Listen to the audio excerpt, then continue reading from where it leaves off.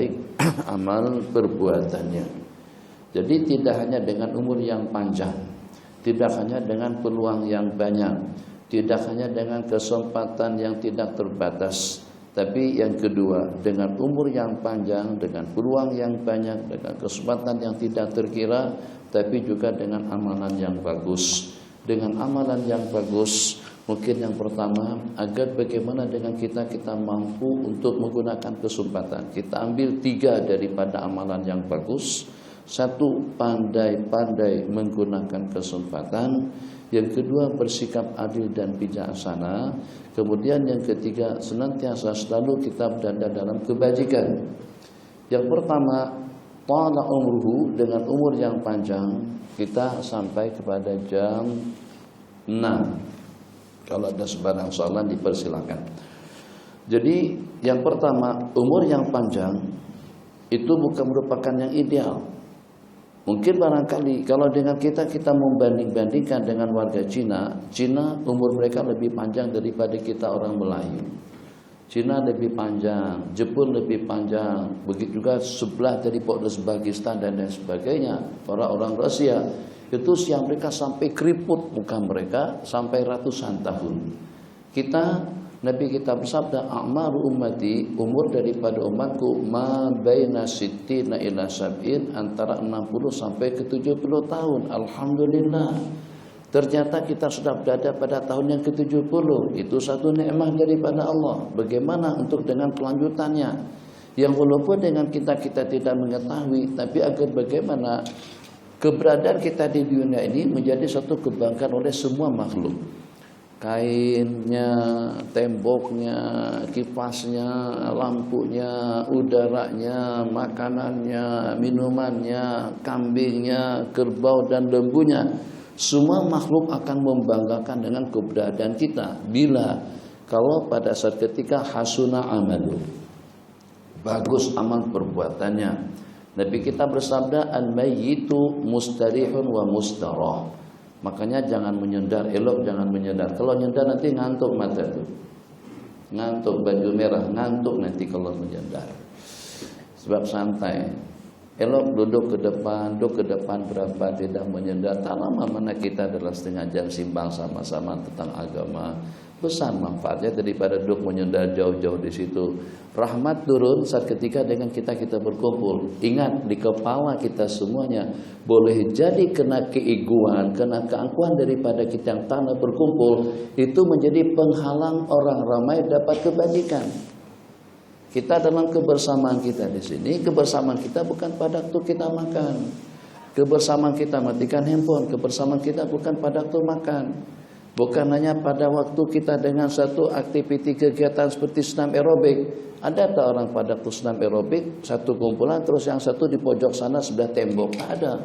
Takkan pada waktu senam aerobik kita boleh berkumpul. Tapi dalam suasana ibadah, yang syaratnya ada 3. 1 berkumpul, yang kedua di rumah Allah, yang ketiga yatadzakaruna kitab Allah. Untuk kita bermudzakarah, untuk kita saling mengingatkan tentang agama, tentang hukum hakam, tentang Al-Quran dan hadis. Dengan 3 persyaratan, dengan 3 kriteria, hasuna amaluhu, Nabi kita bersabda, melainkan akan diliputi mereka oleh rahmah, mereka akan dikerumuni oleh para malaikat, hati mereka akan Allah turunkan ketenangan ke dalam hati mereka. Dan keempat, Allah akan perbangkakan mereka kepada para malaikat. Jadi Allah berfirman, saksikanlah aku telah memberikan keampunan kepada mereka. Ini daripada 3 syarat tadi itu. Syarat yang pertama, majtama'a qaumun fi buyutillah. Tidak ada satu kumpulan kaum yang berhimpun di rumah Allah. Jadi budaya bercerai-berai, budaya sekelompok di sana, sekelompok di sini, itu kita elakkan. Sebab kadang-kadang dia menggores hati dan perasaan. Yang kadang-kadang secara lebih pribadi, lebih mendingan keluar saja daripada tidak berkenan untuk berkumpul dengan jamaah yang berkumpul. Sebab bukan karena kalian lebih mulia, bukan karena kalian lebih hebat, bukan karena kalian lebih istimewa. Tidak ada yang mulia, kemudian kita tidak mengetahuinya dengan siapa. Mungkin saja kemuliaan dengan orang lain, belum tentu kemuliaan dengan kita. Maka dengan sikap tawadhu, rendah diri, hormat, sopan, harga menghargai, yang dengan kemuliaan akan kita dapatkan dunia dan akhirat. Jadi Nabi kita syaratkan majtama'a, tidak berhimpun fi baitin min buyutillah, di rumah Allah, yatadzakaruna kitaballah, bermudzakarah tentang kitab Allah, illa haffat alaihimul malaikatu, melainkan mereka akan dikerumuni oleh malaikat. Yang kedua, wa nazalat alaihimus sakinatu, Allah turunkan ketenangan. Wa khasyatuhumur rahmatu, dan mereka akan diliputi oleh maghfirah. Tiga, yang kedua, bonus tambahan berikutnya, wa dzakarahumullahu biman inda, Allah akan bangga-banggakan, ingin kita menjadi orang yang dibangga-banggakan Allah kepada para malaikat-malaikatnya. Yang walaupun kita ini kerdil, yang walaupun kita ini lemah, yang walaupun kita ini kecil, yang walaupun kita ini bodoh sebenarnya, kalau kita nak membanding-bandingkan keilmuan kita, kealiman kita, setan lebih alim atau iblis itu lebih alim. Hanya keilmuan daripada iblis. Iblis itu yang pertama dia mempunyai sifat angkuh. Yang kedua dia mempunyai sifat egois atau ego. Yang ketiga syaitan mempunyai sifat hasud, dengki. Saat ketika diperintahkan sujud kepada Nabi Allah Adam alaihissalam, iblis tidak mau sujud. Kenapa? Ana khairun minhu, khalaqtani min narin wa khalaqtahu min tin. Aku lebih bagusan daripada dia. Perasaan yang semacam itu yang membuat kita jadi sombong. Perasaan yang seperti itu yang membuat kita jadi ego atau egois. Perasaan yang seperti itu yang membuat manusia menjadi angkuh. Aku lebih bagusan daripada Adam, sebab aku diciptakan daripada api, dan dengan dia diciptakan daripada tanah. Apakah agak-agaknya Allah tidak mengetahui tentang hakikat tersebut? Yang menciptakan iblis itu adalah Allah, dan juga yang menciptakan Nabiullah Adam alaihissalam adalah Allah Jalla wa Ala. Tidak perlu iblis awak katakan tentang asal kejadianmu daripada apa, dan juga Nabiullah Adam daripada apa.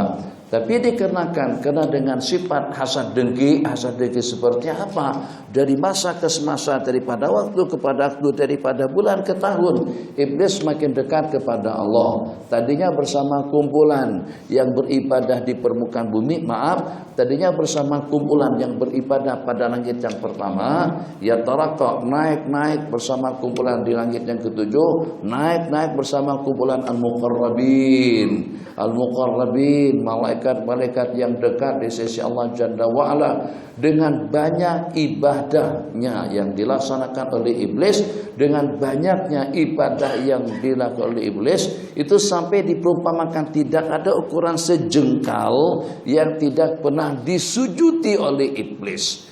Ilmunya mantap, ibadahnya luar biasa, tapi ada ego, tapi ada egois, tapi ada rasa sombong, aku lebih baik daripadanya. Kemudian yang kedua ada sifat dengki, hasud dengki kepada Nabiullah Adam alaihissalam. Akhirnya iblis dilaknat oleh Allah Jalla wa'ala waliyadzubillah. Maka dengan majlis yang kita adakan di mana-mana saja, kita budayakan satu berkerumun. Kenapa berkerumun? Sebab berkerumun dan berkumpul itu adalah merupakan salah satu daripada syarat agar kita mendapatkan 5 kemuliaan. Yang pertama disertai oleh malaikat. Yang kedua akan dicurahkan rahmat dan maghfirah. Yang ketiga akan diturunkan ketenangan haji. Yang keempat akan dibanggakan Allah kepada para malaikat-malaikatnya. Yang kelima Allah akan anugerahkan keampunan dosa. Isyhadu ya malaikati, saksikanlah wahai para malaikat-malaikatku, anni qad ghafartu lahum, aku telah memberikan keampunan kepada mereka. Dengar, hadisnya saya sebutkan pada malam kemarin, ibarat dan perumpamaan yang diperumpamakan. Kalau seandainya ada terjatuh daun, kalau terjatuh daun ke dalam majlis zikir, majlis ilmu, majlis para sahabat yang sedang bersama Nabi, maka daun itu tidak akan terjatuh, melainkan ke kepala salah seorang daripada mereka. Majlis mereka rapat sekali. Aku kenapa merapat? Aku merapat agar aku diantara daripada unsur salah satu daripada yang hadir yang dilihat oleh Allah, agar dengan keberadaanku juga ikut memanggil agar turunnya rahmat daripada Allah. Itu falsafatnya kenapa dengan kita berkumpul, kenapa dengan kita dengan tenang dan bening, seakan-akan seperti burung yang sedang hinggap di kepala mereka. Satu, yang pertama, man tala umruhu, dalam kesempatan yang terhad ini kita akan kaitkan panjang umur dengan amalan yang bagus. Yang pertama, kita senantiasa selalu menggunakan peluang dan kesempatan. Jadi dengan kita sama-sama berzikir. Kan ini memang waktunya. Waktunya kalau nanti pada pukul 8 atau pada pukul 11 menjelang waktu zuhur ada namanya waktu kailulah. Maka pada masa itu kita gunakan untuk kita berehat, untuk kita tidur. Sebab itu memang waktunya dan ada pahala dan ganjarannya. Tidur kailulah, tidur sebelum tengah hari. Setengah jam kah, 45 menit kah, 1 jam kah, cantik. Yang walaupun asal masa cerita tidur kailulah itu adalah untuk orang yang bertahajud di waktu malam. Lepas itu siang pas bangun untuk kita melaksanakan sembahyang zuhur, mungkin kita kembali dengan aktiviti kita daripada zuhur sampai kepada asar, daripada asar sampai kepada maghrib, daripada maghrib sampai kepada isya. Selepas isya, Nabi kita larang, satu, tidur sebelum sembahyang isya. Kemudian yang kedua, berbual-bual dan melaksanakan aktiviti yang tidak manfaat selepasnya. Ini diantara daripada kesalahan-kesalahan yang kita lakukan. Selepas sembahyang isya kita berbual-bual dengan perkara-perkara yang tidak ada manfaatnya, handphone, Facebook, YouTube dan lain sebagainya, sehingga itu yang membuat kita susah bangun subuh. Itu yang membuat kita jadi mengantuk, membuat kita jadi tidur, membuat kita hilang semangat, tak ada mood. Bila semangat kita kalau pada main bola sepak saja. Tengok budak-budak kita itu, bila mereka semangat bagikan badminton, bagikan bola sepak, mereka akan semangat. Tapi kalau pada tuh di masjid beretika, mereka ngantuk. Kenapa? Jelmaan syaitan sudah menjelma ke dalam haji, sehingga hati kita ini sudah jadi pangkalannya syaitan, waliyadzubillah. Sehingga kita tidak mampu. Peluang ada dengan kita, tapi kenapa peluang kita lewatkan? Takkan orang lain boleh, kita tidak boleh. Tapi pada saat kita sudah tidak bersikap adil dengan peluang yang ada, tambah ketidakadilan dalam kehidupan kita, ini yang menjejaskan segala-galanya, membuat segala sesuatu jadi janggal atau juga menjadi tidak baik. Yang pertama, agar bagaimana kita mampu untuk menggunakan kesempatan. Tadi kan kita sama-sama datang, alhamdulillah. Ada yang datang kira-kira 5 menit sebelum kamar berkumandang. Ada juga yang datang ke masjid ini, Masjid Nurul Hidayah, tepat pada waktu azan dikumandangkan. Ada juga yang datang sebelumnya. Jadi katakan saja daripada waktu azan dikumandangkan sampai imam baca doa, sampai tadi doa diserahkan kepada saya, sama tak waktunya? Waktu yang sama, di tempat yang sama, dengan sejuk yang sama, angin yang sama. Kalau ada bau-bauan yang sama, kapet yang sama, lokasi yang sama, daerah yang sama, di samping juga dengan di tempat yang sama. Nah, jadi kita tidak mau daripada berbagai kesamaan tadi itu, ada yang dapat banyak, ada yang dapat sedang, ada yang tak dapat langsung. Kenapa? Karena kita tidak gunakan kesempatan kita. Coba dengan bahasa kurang lebihnya, kalau pada saat dengan kita keluar rumah, atau pada waktu kita datang ke satu lokasi, yang di lokasi itu ditaburkan bermacam-macam duit. Dolar ada, ringgit ada, real ada, euro ada, pound sterling pun juga ada. Dan tidak ada larangan kepada sesiapapun, memang dipersilakan untuk sesiapa saja mengutip dan mengambilnya. Yang 100 dolar berlambah, yang 100 real berlambah, yang 100 ringgit banyak, yang 100 pound sterling banyak, euro banyak, yen Jepun yen banyak, rupiah tak payah, murah harganya, nilainya gede. Jadi duit yang berlambah tadi itu takkan dengan kita tak kutip. Tak ada larangan. Justru dipersilakan, dipelawar dan dialu-alukan untuk kita mengambilnya. Takkan dengan kita tidak kutip. Kenapa dengan kita tidak mengambil? Tengok tak? Tengok. Lihat tak? Iya. Paham tak? Iya. Dengar tak? Iya. Tapi kenapa tidak diambil? Tak payah kita tanyakan seperti itu. Kita tahu orang yang tidak mengutip uang tadi itu antara dua keadaan. Ya ima karena tidak normal, tidak sehat. Ima dengan orang tadi itu tidak punya keperluan. Sebab kalau dia sehat dan normal kan dia kutip. Bagaimana? Nih sudah terhidang nih. Sudah terhidang.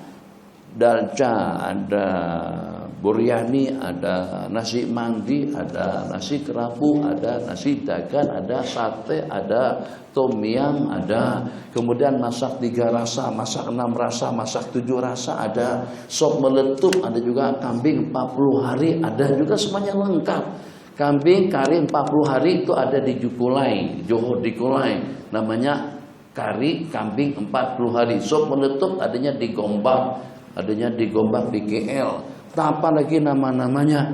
Tapi ternyata kita perhati saja macam itu. Oke, tak paham juga. Saya gunakan bahasa yang semuanya paham.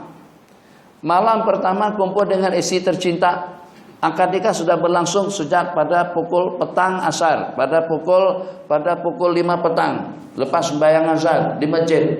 Malam harinya berkumpul dengan isi udur tidak, masya Allah, seksinya, cantiknya, idealnya, semuanya oke, fresh kalau dengan bahasa kita.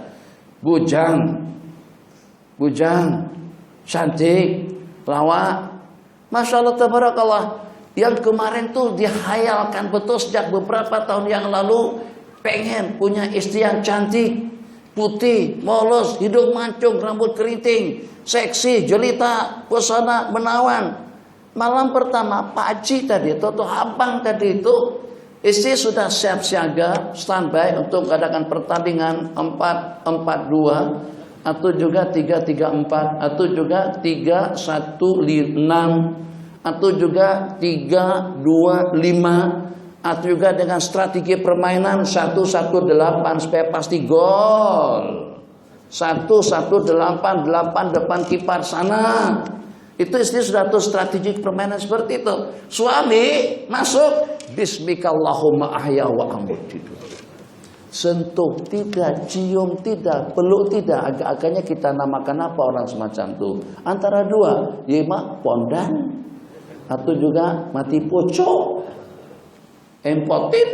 Yima dengan seseorang tadi itu memang kena tidak sehat, begitu kan? Macam juga dengan cerita makanan. Nah, macam itu halnya pada saat ketika kita sudah di masjid, tidurnya seperti akhwat kita, tak nikmat tidur gini.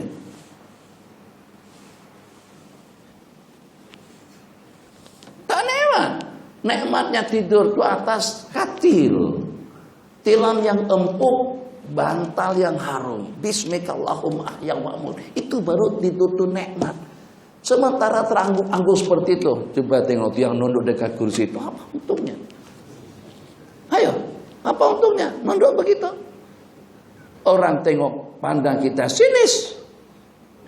Ini siapa saja bukan budak, orang tua pun macam itu juga. Apa kebaikannya, apa untungnya, apa nikmatnya? Tidur mengantuk seperti itu. Seakan-akan seperti kita tidak kecukupan waktu. Seakan-akan dengan kita tidak pandai dalam menggunakan tempat. Ini tempat untuk bukan tempat tidur, ini bukan telangu, ini bukan katil, ini bukan tilam, ini bukan selimut. Kenapa kita tidur di sini? Ada tempatnya kalau kita nak tidur, disediakan oleh pihak IGI. Kadang-kadang pada masa kita etikaf di masjid kembali. Allah. Nah, hakikatnya seperti itu. Tadi berlambah kebajikan, subhanallah. Kita hitung tadi subhanallah kita tadi itu cukup tak dengan hitungannya? Kenapa kita tidak kutip kebaikan daripada tasbih? Kenapa kita tidak ambil kebaikan daripada tahmid? Kenapa kita tidak ambil kebaikan daripada takbir? Kenapa kita tidak ambil kebaikan daripada etikaf? Nawaitu etikaf, niat saja sengaja ku beretikaf, sengaja ku berada. Niatnya sengaja ku beretikaf di rumah Allah, di masjid ini karena Allah. Tak susah mana. Subhanallah, subhanallah, subhanallah, subhanallah, subhanallah, subhanallah, subhanallah, subhanallah, subhanallah.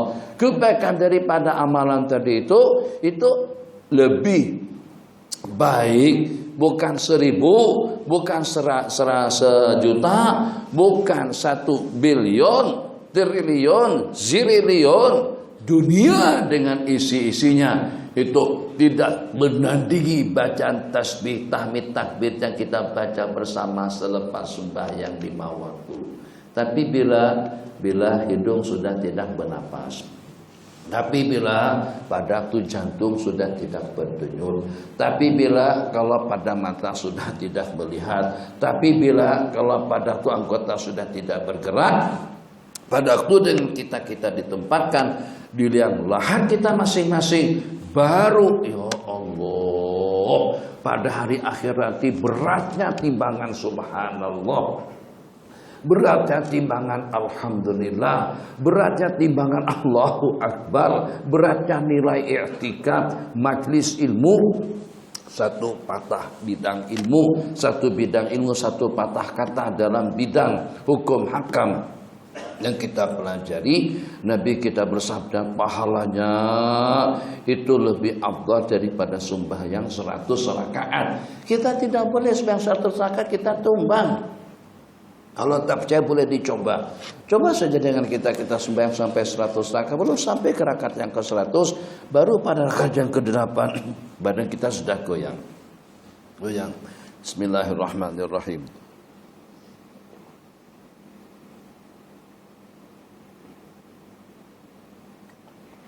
Allah, apalagi kalau sampai 100. Jangankan yang 100 rakaat, 2 rakaat sembahyang salat subuh pun kadang-kadang tak dikerjakan. Kebaikan daripada sembahyang rakaat al-fajri khairum minad dunya wa ma fiha, 2 rakaat sembahyang subuh lebih afdal daripada dunia dan isi-isinya. Subhanallah 10 timbangan, walhamdulillah. Nabi kita bersabda akan memenuhkan jarak antara langit dan bumi. Al-baqiyatus shalihat subhanallah alhamdulillah wa la ilaha illallah Allahu akbar. Itu Nabi kita sebutkan sebagai ghiyarasul jannah, sebagai tanam-tanaman di dalam surga. Kebaikan daripada mata melihat, kebaikan daripada telinga, kebaikan daripada mulut, kebaikan daripada tangan, kebaikan daripada kaki, kebaikan daripada rambut, kebaikan daripada niat, kebaikan daripada langkah, semuanya ada hitungannya di sisi Allah. Kenapa? Sebab ya Arhamar Rahimin, supaya kita paham dengan bahasanya. Beberapa saat kemarin pada waktu menuju masjid yang dekat pantai itu, yang masjid dekat sini, Masjid Bandaraya. Jadi kami masuk jalan kampung, sebab jalan tepi pantai jam. Akhirnya dibawa sama Jamni jalan dalam. Saya tengok banyak rumah-rumah besar di situ.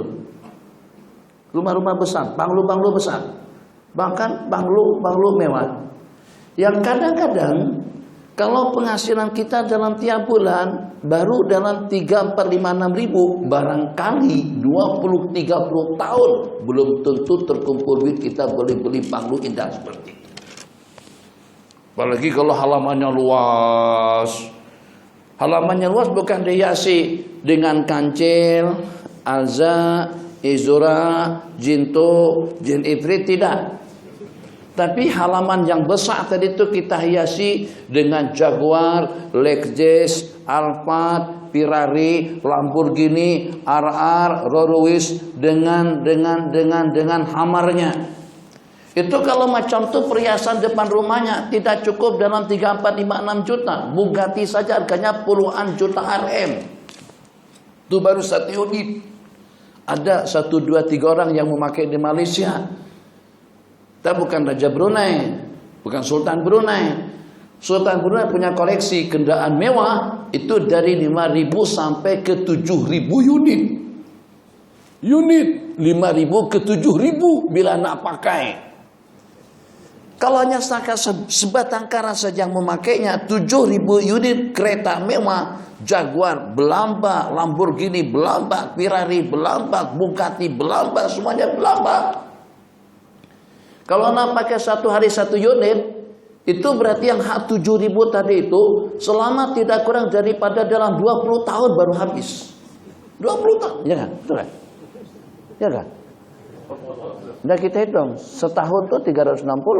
berarti 360 unit baru 1 tahun. 360 itu 7 ribuan.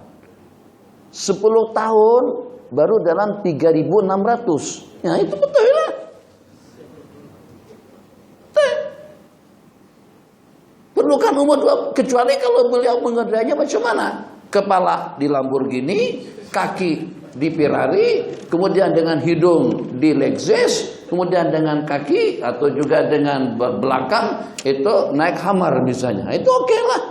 Boleh 5-6 unit satu hari, anggota dibagi 10 unit bergerak. Kalau hanya satu tempat yang kecil itu saja, itu memerlukan umur yang panjang. Yang saya maksud, untuk kita beli Ferrari saja, harganya dalam 2-3 jutaan. Atau juga dengan Lamborghini, atau juga dengan seumpama Rolls Royce, yang harganya pun juga dalam 2-3 jutaan. Itu kita sudah perlukan umur sampai sekian tahun, baru untuk 1 unit kereta mewah. Baru untuk 1 buah rumah banglo bagus. Akhirat, dunia ini masih belum senilai dengan seput tangan kita di dunia. Maaf, seput tangan kita di akhirat. Dunia masih belum setanding dengan 1 tapak kaki di dalam surga. Mahal sungguh. Nak dibeli dengan apa? Dengan mengantuk? Tidak. Dengan mengelamun? Tidak. Dengan sukan? Tidak. Dengan hiburan? Tidak. Dengan apa kita membelinya? 1, dengan menggunakan peluang dan kesempatan kita mengumpulkan dan mengutip, mengejar segala kebajikan yang terpeluang kepada kita. Jangan kita lengahkan, sebab sama-sama saja. Bedalah kalau pada waktu saya nganggur, umur saya tambah panjang. Orang sibuk, banyak yang pendek umurnya. Kenapa? Haji Nur, saya tahu kenapa umur Pak Haji itu jadi pendek. Sebab Pak Haji itu terlampau gigih beribadah, kena banyak ibadah, kena banyak zikir, kena banyak amalan. Akhirnya umur Pak Haji itu jadi pendek. Tahu tak Pak Long itu kenapa umur panjang? Sebab Pak Long jadi panjang umur beliau senantiasa nganggur. Tak pernah zikir, tak pernah ke masjid, tak pernah ibadah. Beliau nganggur, kemudian makan, minum, tidur. Nganggur, makan, minum, tidur. Nganggur, makan, minum, tidur. Itu saja kerja beliau saban hari. Makanya itu beliau boleh bertahan sampai 360 tahun. Tak ada. Itu tidak berlaku. Sebagaimana saya katakan tempo hari, kita ini bukan robot. Kalau dengan kereta, ada kereta baru keluaran. Pra2. Namanya? Beza. Oke, Beza. Beza bentuk lumayan cantik, bersaing dengan Pesona. Pesona betul, lebih kurang sedan seperti Pesona. Atau harga saya tak tanya, mungkin dalam 40-an, 45, 60-an barangkali lebih kurangnya. Selepas kita beli Beza tadi itu, kita masukkan ke dalam bilik tidur. Kita tutup rapat pintu bilik, kita tutup rapat bilik rumah, pintu rumah, dan kita biarkan saja dia tidur di situ. Setahun, 10 tahun, 30 tahun, 100 tahun, 300 tahun. Buka saja rumah tadi itu, buka bilik pintu kamar atau bilik, buka pintu bilik, tengok saja Beza tadi itu masih cantik, masih utuh, masih bagus. Agak-agaknya bagaimana kalau menurut saya seperti itu? Jadi orang tuh jangan pergi kemana-mana. Udara yang sehat segar, makanan cukup dan nikmat, minuman yang memadai. Jangan kerja, jangan pikir, jangan renung itu ini, jangan beribadah, jangan sembahyang. Kerja cuma hanya 4 saja. Makan, minum, tidur, nganggur. Makan, minum, tidur, nganggur. Agak-agaknya boleh bertahan sampai 300 tahun. Tak boleh. Kalau dah habis 80, habis jatahnya dah. Mampus di dalam itu. Buka bilik dah bosok dah. Kenapa? Ternyata kalau ada alat yang kita letakkan di situ mendeteksi tentang kematiannya, ternyata mati sejak 235 tahun yang lalu. Sebab kita kurung manusia itu selama 300 tahun. 235, berarti dia dapat bertahan 65 tahun saja. Itu perbedaan manusia dengan alat. Maksud saya, jadi tak ada untungnya nganggur, tak ada untungnya tidur, tidak ada untungnya mengelamun. Saat ketika dengan kita pada saat kita bersama seperti di masjid. Kalau memang waktu kita tidur, itu memang tidur, itu memang tempatnya. Yang saya maksud ini pada orang berzikir, pada orang bertasbih, pada orang beriktikaf. Ternyata kita juga harus pandai menggunakan peluang dan kesempatan kita agar kita mendapatkan yang terbaik dan yang terbanyak di sisi Allah Subhanahu wa taala. Waktu kita sudah habis. 2 cepat saja. Yang kedua, agar kita bersikap adil. Tanya saja yang kaki Gusti, Hok-Hokinnya, Rick Martilnya, Ripalino dan yang sebagainya, Andri dan itu kira-kira pernah nantuk pada waktu dia menonton Gusti? Atau yang kaki bola sepak, apakah dia Repal kah, Barcelona kah, apalagi namanya dengan pemain-pemain idolanya Messi, Rivaldo, Ronaldo, Maradona, Rashid Yakini, Husam Hasan, Majdi Abdullah, atau juga dengan Majdi Abdul Ghani, atau Hasan siapa? Husam Hasan ini 2 pemain daripada Mesir. Gol pertama pada waktu bola dunia, Mesir berhasil untuk mencetak gol melawan Belanda. Kalau tidak salah, kalau tak menang pun sama 1-1 pada waktu itu dapat satu buah villa mewah daripada putra Raja Fahad yang nilainya dalam berapa ratus ribu RM, karena berhasil mencetak gol.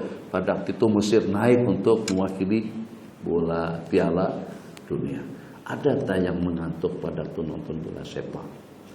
Atau juga yang kaki nonton film Eropa kah, Amerika kah, atau film-film serial yang bersambung itu, sinetron atau apalah dengan Indonesia, bawang merah, bawang putih, atau juga dengan film Aisyah, atau dengan film cinta bertasbih, tasbih bercinta, atau juga ayat-ayat tasbih, ayat-ayat cinta misalnya. Tuh, tak ada yang nonton, tuh tak ada. Jadi mana letaknya keadilan kita, kebijakan kita tuh sehat, normal, ya normal. Tapi bagaimana saat ketika dengan kamu makan, kamu tidak pernah mengantuk. Tapi kamu berpikir untuk kepentingan rohani masa depanmu di akhirat, kamu mengantuk. Sehingga di RNR kita pakai kain yang dah lusuh, yang bosok, yang berbau, Masya Allah, tabarakallah, kita pakai untuk kita menghadap Allah, menghadap makhluk, sampingnya baru, kainnya baru, bajunya baru, badannya harum. Tapi menghadap Allah, ambil telkom yang sudah tai lalat tuh, atau kita ambil kain. Kita secara jujur, kalau dengan tuan rumah bagi kain yang dia pakai, dan kita tuh dia tak pakai sepeda, kita rasa-rasa tak berkenan, rasa-rasa tak lalu lah. Kalau nanti tak akan aku pakai, ini kain ini sudah tersentuh haknya dia. Apa haknya dia sebut di sini? Anuka. Ini kain orang ini sudah tersentuh anunya dia. Kita nampak dia tadi waktu sehingga di area itu dia pakai kain terus dia ulurkan macam tuh, dia pakai sepeda, berarti dia tadi tak pakai sepeda. Dia pakai sepeda, kemudian dia pakai seluar panjang, terus dia balik. Rasa tak lalu kita untuk ambil kain tadi itu karena kita nampak dia tak pakai sepeda, kain tadi itu sudah terkena anu dia. Syukur-syukur anunya tuh kalau bersih, kalau tak bersih macam mana? Ada kudis, ada kurap, ada panau, ada apa segala macam. Misal saja, itu yang kita pakai pada waktu kita menghadap Allah sehingga di RNR.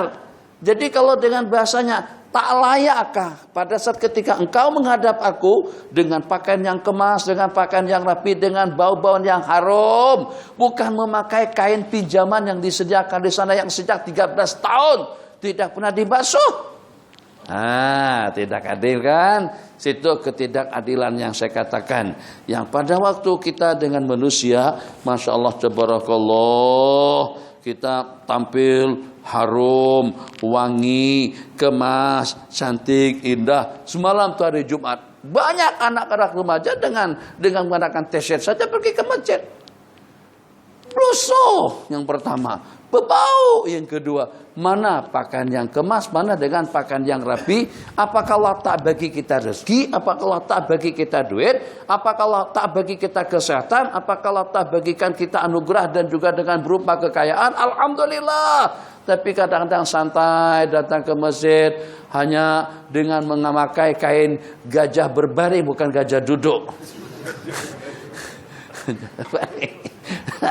Gajah baring berbelapa. Pilih salah satunya, Allah bagi banyak kepada kita. Tak apalah gajah berbaring, pakai yang hak gajah berbaring. Tapi tuan, itu atau juga apa namanya pakaian dalam atau kita sebut dengan apa, sebut pakaian dalam baju lapis itu sebut apa? Singlet. Singlet kita itu bau dah. 3 hari yang lalu kita tak ganti. Tapi pada masa pengantin, Masya Allah harum, wangi, bagus semuanya. Itu keadilan. Maka kita inginkan keadilan. Tadi kita ingin gunakan peluang dan kesempatan. Sebab umur sama-sama berjalan. Yang kedua, kita ingin bijak dan adil terhadap diri pribadi kita masing-masing. Kita berikan haknya mata, kita tidurkan. Kita berikan haknya mata, kita tontonkan. Kita berikan haknya mulut, kita percakapkan. Kita berikan haknya mulut, kita bicarakan. Juga berikan haknya mulut untuk berzikir. Haknya mulut untuk membaca Al-Quran.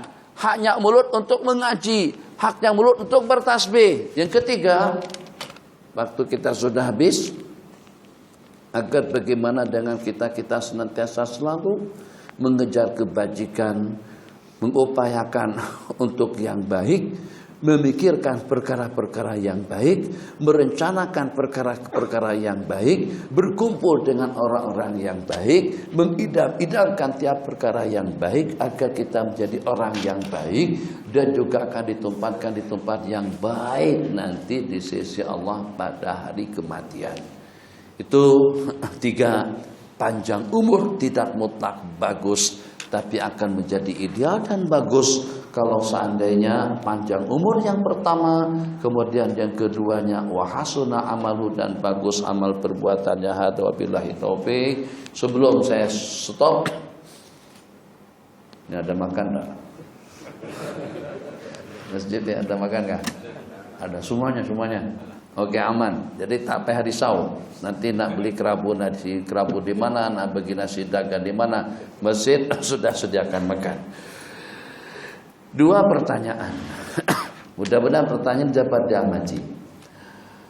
Pertanyaan yang pertama, kenapa kita nampak dengan tuan imam yang kalau pada waktu selepas sembahyang tuan imam itu mengiring.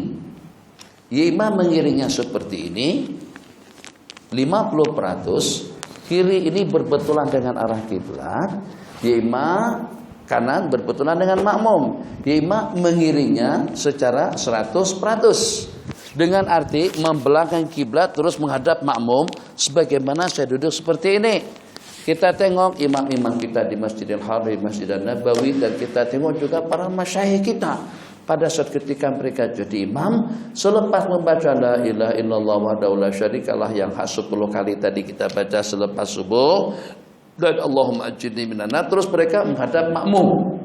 Atau lepas zuhur, asar, isya, selepas salam ke kanan dan ke kiri, selepas baca istighfar, kemudian baca Allahumma antas salam wa minkas salam wa ilaika ya'udus salam fa hayna rabbana bisalam wa adkhilna jannata daras salam tabarakta rabbana wa ta'alaita ya dzal jalali wal ikram. A'udzu billahi minasyaitonir rajim sampai habis.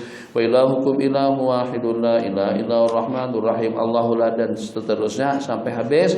Kemudian Allahumma inni ala zikrika wa syukrika wa husni ibadatik subhanallah. Boleh terserah tuh sambungan-sambungan zikir itu terpulang dengan kita. Kita ada buat lagu mana, baca Allahumma antas salam awal akhir, baca Allahumma inni ala zikrika wa syukrika wa husni ibadatik awal akhir, semuanya tidak ada masalah, yang penting kita baca.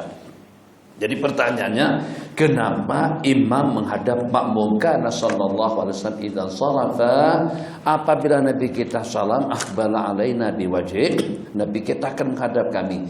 Jadi kata ulama hikmatnya, sebab yang pada tuh kita tampil ke depan menjadi imam, itu karena posisi imam itu memang harus di depan. Tak boleh imam di belakang.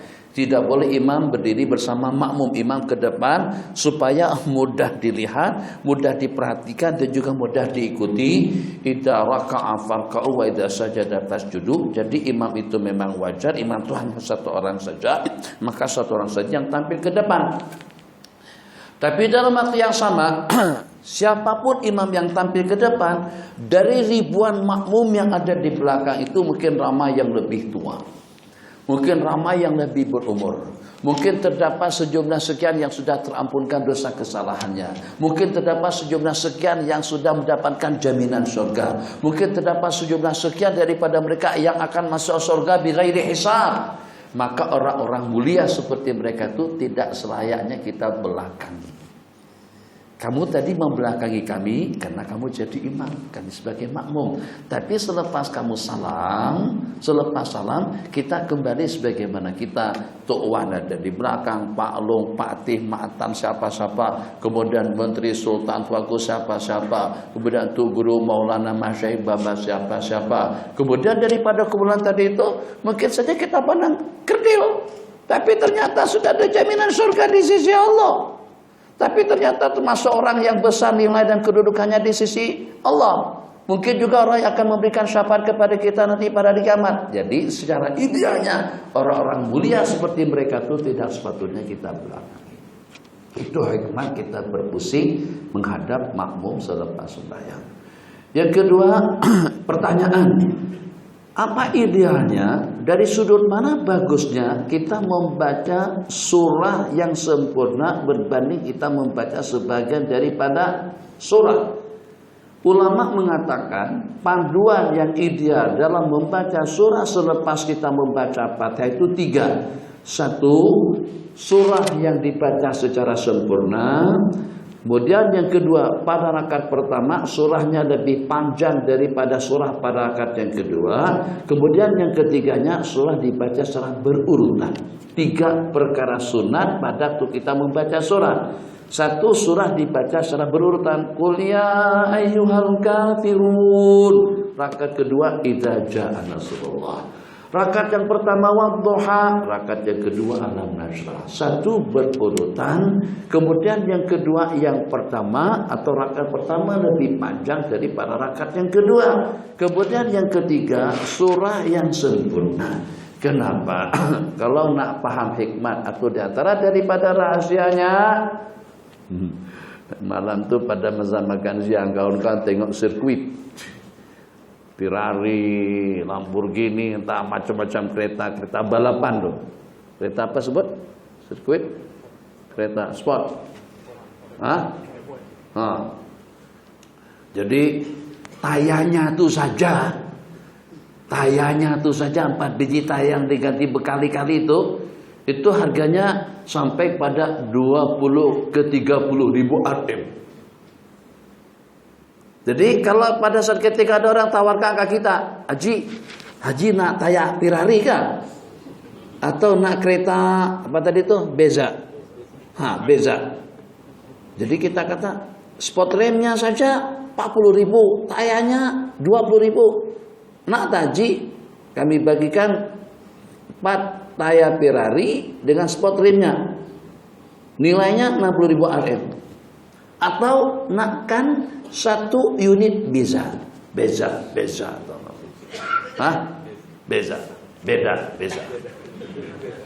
Beda lah. Ada tawarannya. Nak duduk di banglo besar kah? Mewah kah? Ada 10 bilik.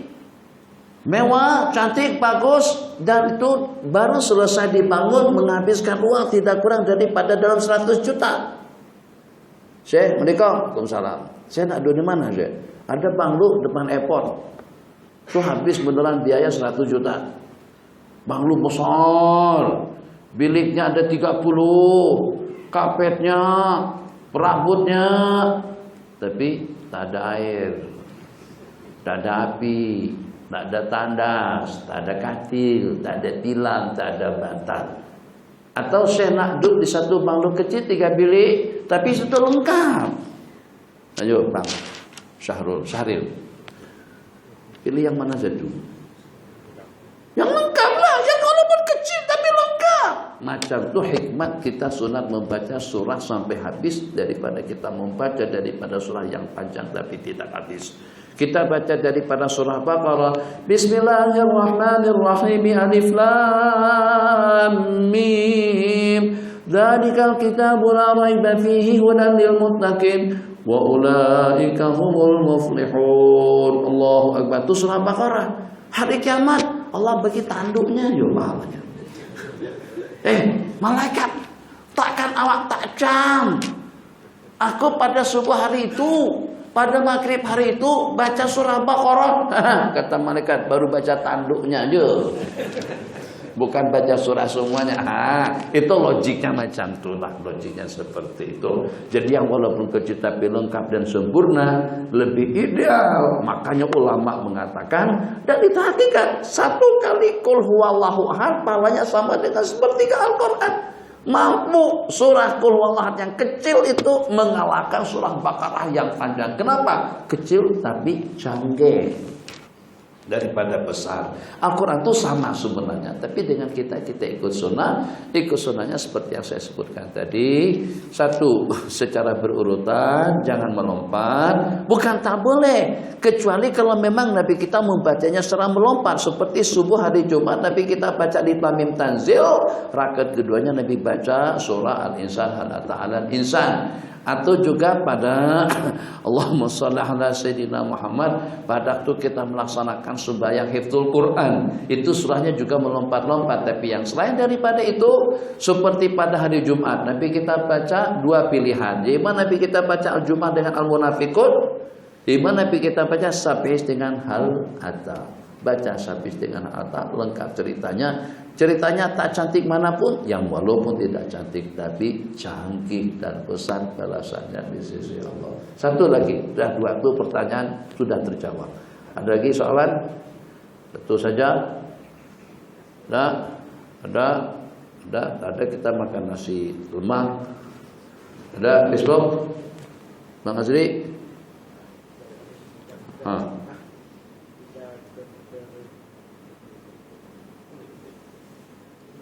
Sudah.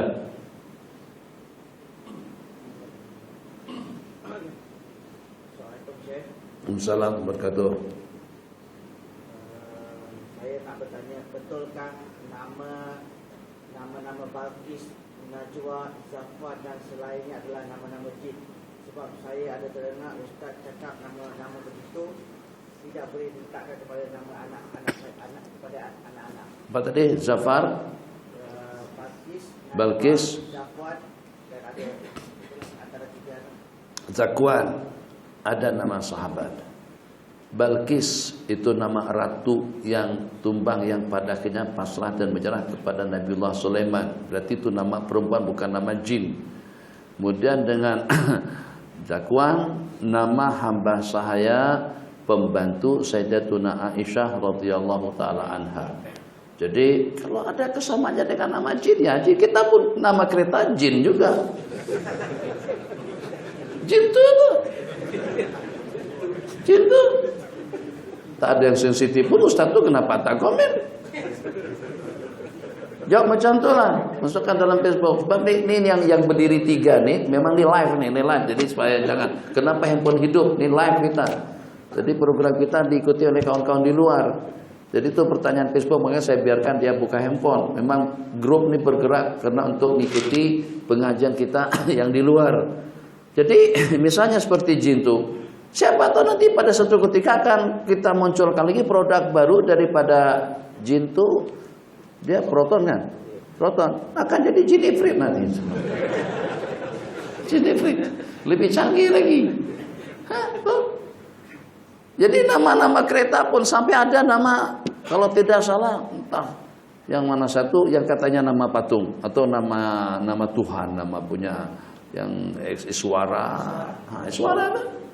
Nama satu tak komen juga tentang Iswara.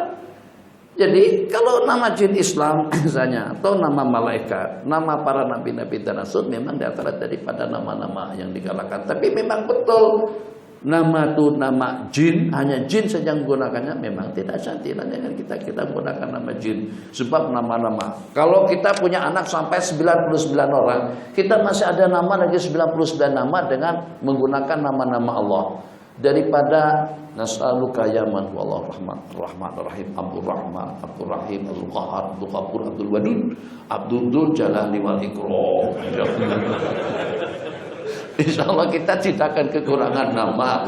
Kalau nama dengan salah, yang pertama salah, yang kedua saleh, yang ketiga salihin, kemudian yang keempat salahuddin, kelima musleh, yang keenam muslihuddin. Semuanya daripada rangkaian salah.